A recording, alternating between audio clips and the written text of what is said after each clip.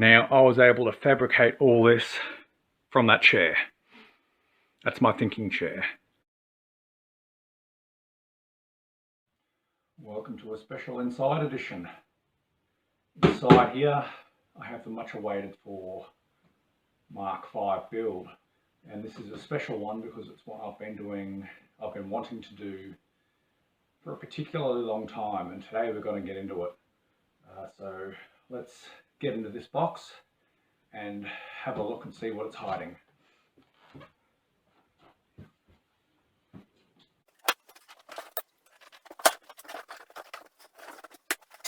I love that new bike smell.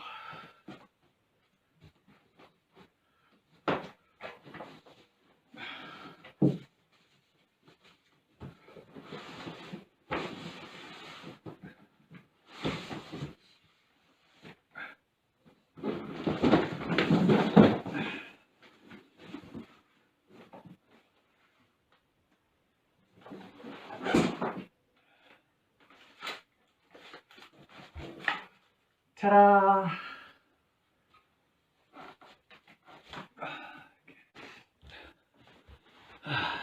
Right, floor edition.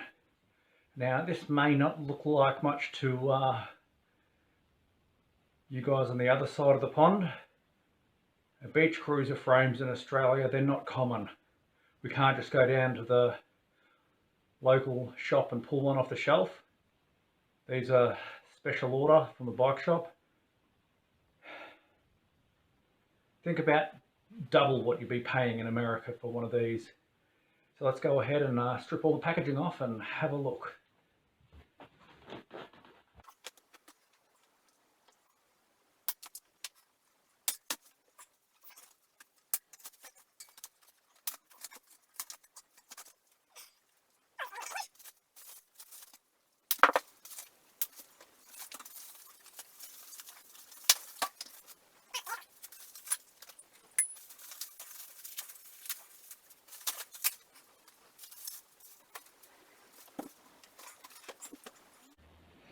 I've just got to show you these plush leather handlebars. I have to remove these to make this build, and I really don't want to.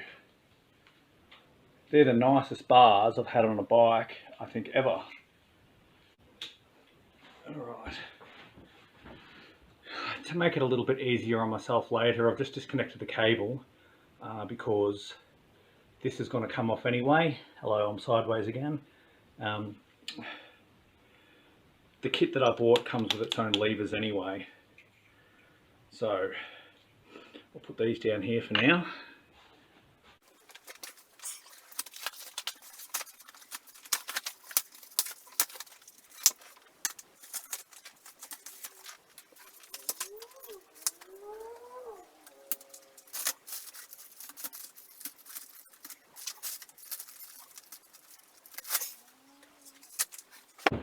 Right, look at that.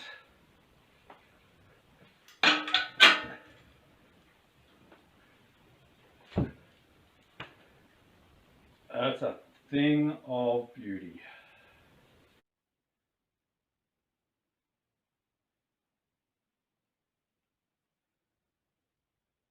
That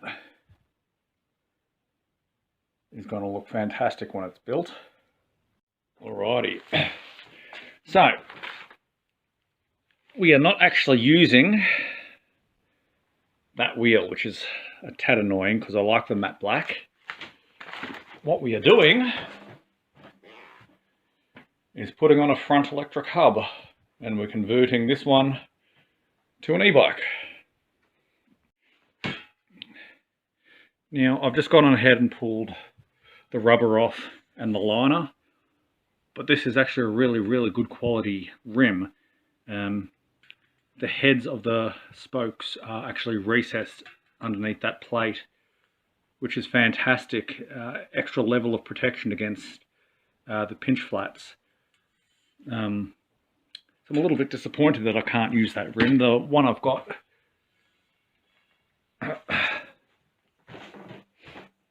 now, this e-bike rim that weighs by itself about 15 kilograms. I'm not even joking. The whole package weighed 17.7 kilograms. Oh, look. This one's the same similar quality, which I'm actually extremely happy about. And the reason that it's important that these spokes are protected like that is because the amount of weight in that wheel, like I just struggle to lift that with you know, one finger. It is really heavy. All right, now I have managed to get that off in one piece. You can see the marks. I just shoved a little Allen key down there to try and help break the seal. It was a very, very tight fit. I like these so much. I'm going to try and keep them on the bike insofar as I'm able to do so, because they're a nice, firm but squidgy feel, and a hell of a lot better than the cheap plastic crap that you normally get on bikes. So it's a nice little touch. Right, what we have here is the thumb throttle. Now that's just an electric throttle, but what I like about that is it's just push down, so it can be mounted either on the right or the left hand side of the handlebars, which for the plans I have for that bike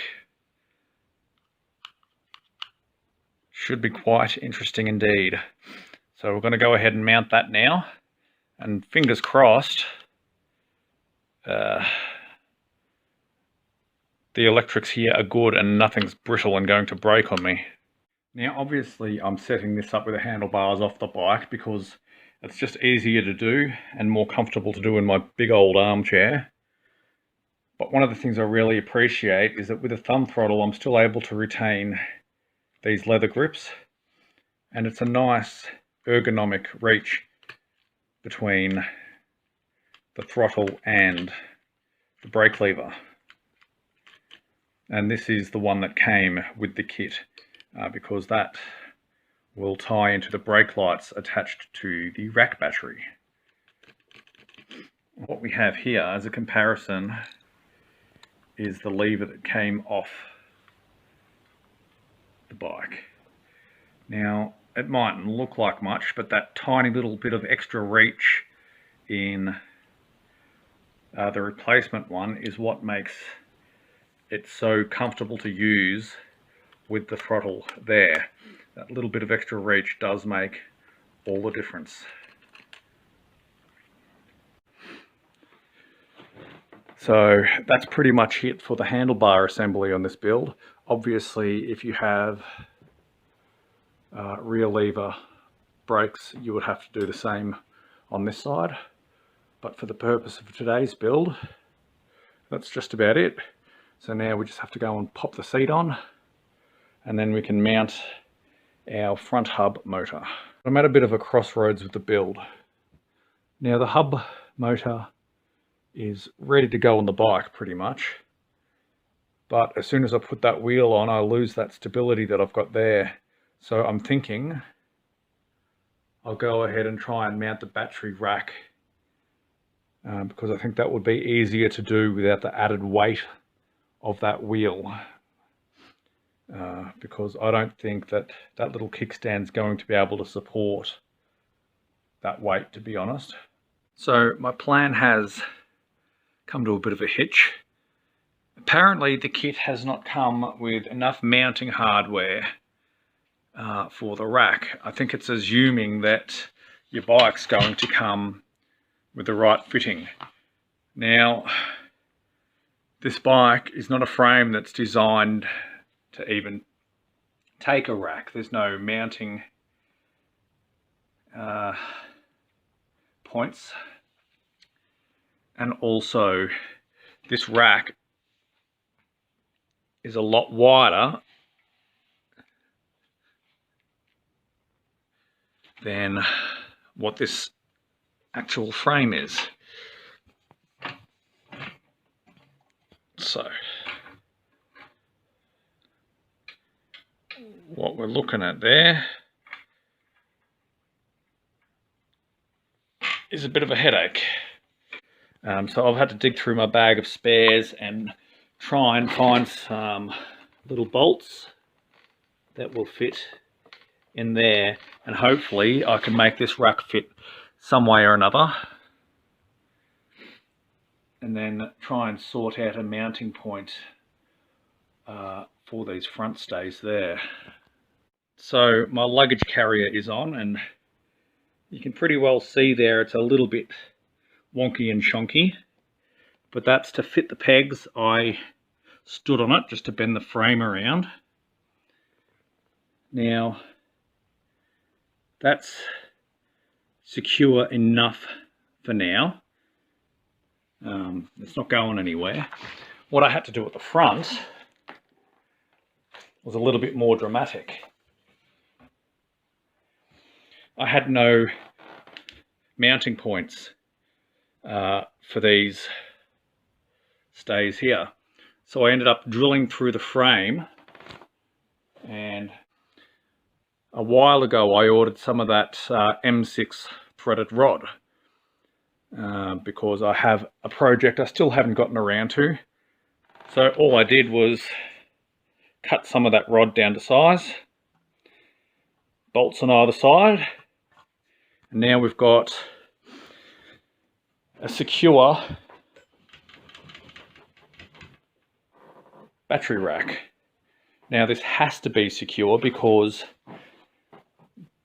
the weight of that battery is insane, and the last thing I need is for that battery rack to fall off the back like this. Now I don't want to bend it too much. I'm not worried if it's a little bit off kilter. If I can show you from the back here, it's a little bit out, but not much.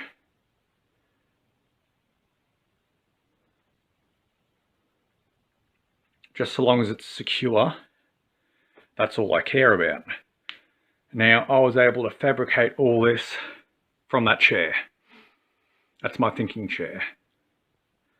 So, now it's finally time to go and mount this electric hub. Alright, now I've just balanced it on there. Now it is about a perfect fit as you can hope for. Now I just want to point out that there is no room under there for that little locking piece to go in, but it will fit on the top, or as it will happen at the bottom there. Now it does say in the book that this should be on the right hand side of the bike, so of course being upside down it's on the left. Apparently if you reverse it, well, you'll go backwards, and we don't really want to do that. So the front wheel is mounted. Have a listen to this.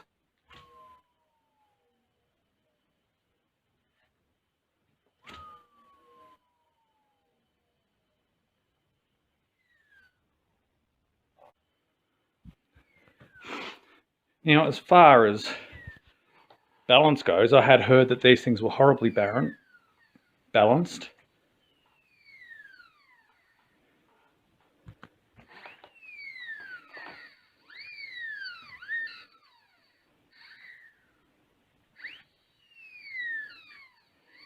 I hope that noise settles down.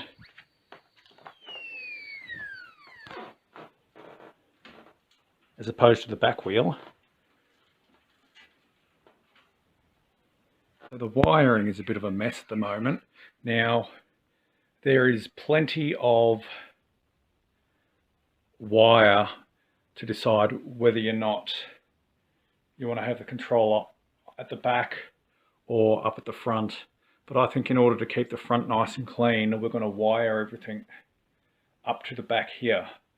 So I'm going to go ahead and tie everything in so it's neat. And then we should be ready to put the battery in. Alright, I believe we are just about complete. Now, from the wheel We come up. I've tried to keep this as neat as I can. So I've covered the wires in black tape. They split either side of the seat post. Now here's a bit of a bird's nest here because there's really no neat way to tidy that up, and at least that's a little bit out of the way. I am running short on cable ties, but that is about as good as I'm going to get for now. So the electronic control module, ECM, is zipped up into that bag there. Now I'm hanging these wires out to the left because that's curbside for when I'm riding. I'm not too worried about them getting tangled up. They're sticking out a little bit, but once I'm satisfied that everything's working, I can do a better job of neatening that up. There it is. It does come with a pedal assist control module, which there's the other piece there. The magnets, they just sit over the crank. Potentially I probably could have slid it up over the pedal, but I've got an e-bike that's solely pedal control, and that's just asking for trouble, and I'm really hoping that this whole system will work without putting it on. You know, I bought this system because it has the thumb throttle up there. So what we'll do is we'll stick our battery in and see if we can get some power to the front wheel there. Oh, all right. Now this battery is massive and it weighs an absolute ton.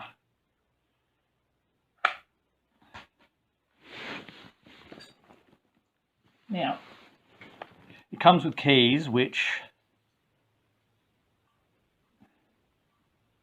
just slot in here.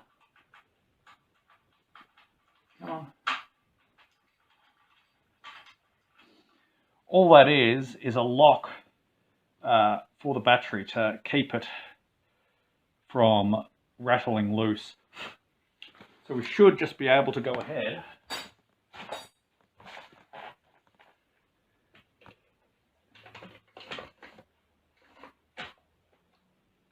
slide that bad boy in, lock it, take the key out, and that's it. Now, up under here,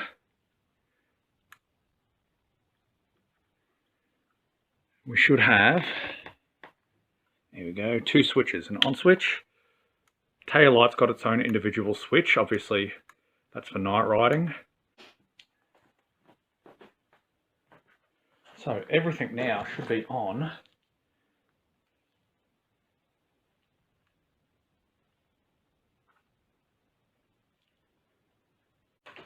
Now the good news is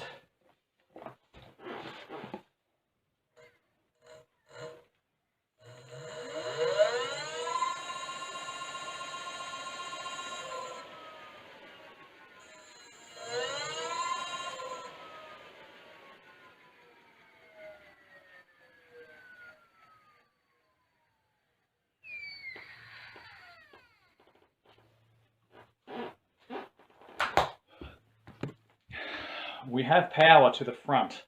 Now I've just got to go ahead and fix up my front calipers there, and then I'd say we're ready to take it out into the road for a test run.